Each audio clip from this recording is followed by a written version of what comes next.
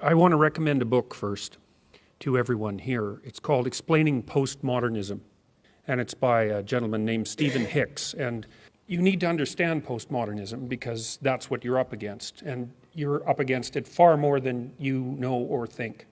And it's a much more well-developed and pervasive, pernicious, nihilistic, intellectually attractive doctrine than has yet come to public realization. It absolutely dominates the humanities and increasingly the social sciences in the universities. And what's happening, you see, someone once said, who unfortunately I can't remember, it might have been Friedrich Nietzsche, said that everybody is the unconscious exponent of a dead philosopher.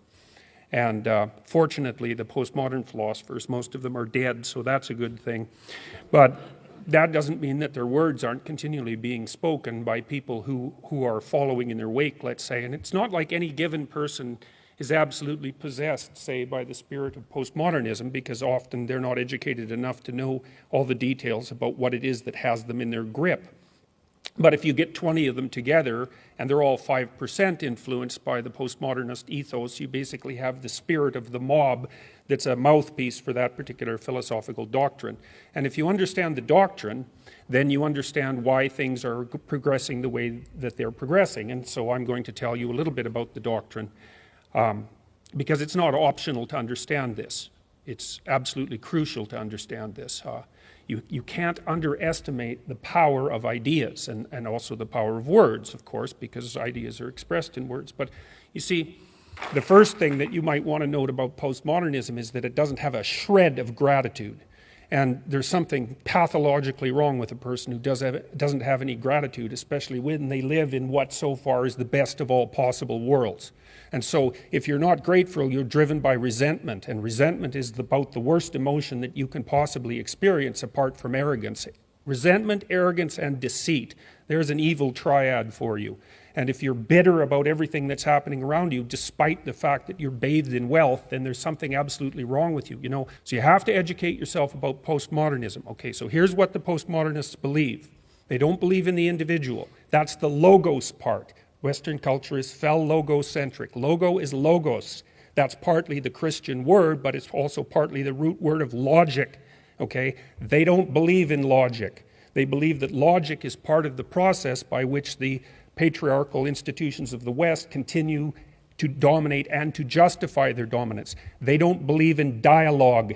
The root word of dialogue is logos again. They don't believe that people of goodwill can come to consensus through the exchange of ideas. They believe that that notion is part of the philosophical substructure and practices of the dominant culture. So the reason they don't let people who they don't agree with speak on campus is because they don't agree with letting people speak. You see, it's not part of the ethos. Okay, so what else do they believe and not believe? They believe that since you don't have an individual identity, your fundamental identity is group fostered. And that means that you're basically an exemplar of your race, hence white privilege, or you're an exemplar of your gender or your sex or your ethnicity, or you're an exemplar of however you can be classified so that you are placed in the position of victim against the oppressor, because that's the game. And it's a post-Marxist sleight of hand, right? The old Marxist notion was that the world was a battleground between the bourgeoisie and the proletariat, and that failed to have any philosophical or ethical standing, that argument, after the working class actually saw its standard of living massively elevated as a consequence of Western corporate democracy, Western free enterprise democracy, and also as a consequence of the revelations of everything terrible that had happened in every bloody country that ever dared to make equity and the Marxist communist dogma part of their fundamental structure, right? And nothing but murderousness and oppression.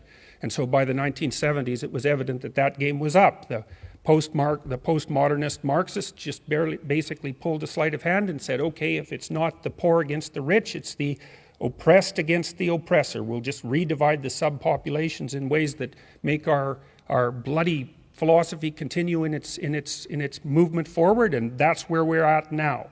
And so for the postmodernists, the world is a Hobbesian battleground of identity groups. They do not communicate with one another because they can't. All there is a struggle for power. And if you're in the predator group, which means you're an oppressor, then you better look out, because you're not exactly welcome, and neither are your ideas. So that's what you're up against. They're not interested at all in education. They're interested in the indoctrination of people as young as they can get their hands on, so to speak. And then finally, with regards to talking to young people, you finally have something to sell to them. You can sell them freedom of speech, and you can sell them responsibility. The left is selling them rights. You can sell them responsibility. And I can tell you, because I've received many letters of the sort that Gad was talking about, young people are absolutely starving for someone to provide them with a sense of responsibility and say, look, here's something worth living for, man.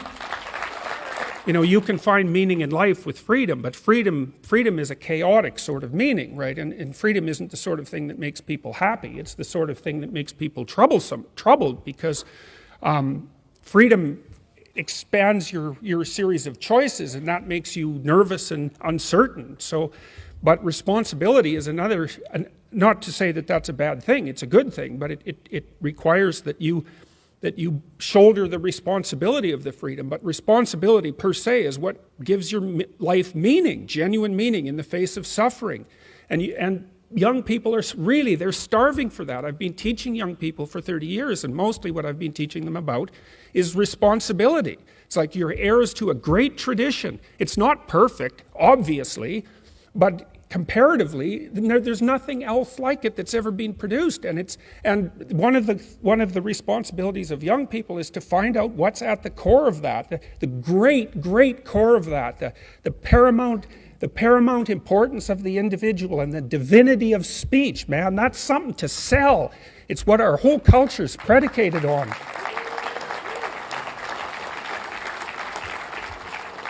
All right, well, I should stop there, so thank you very much for the invitation.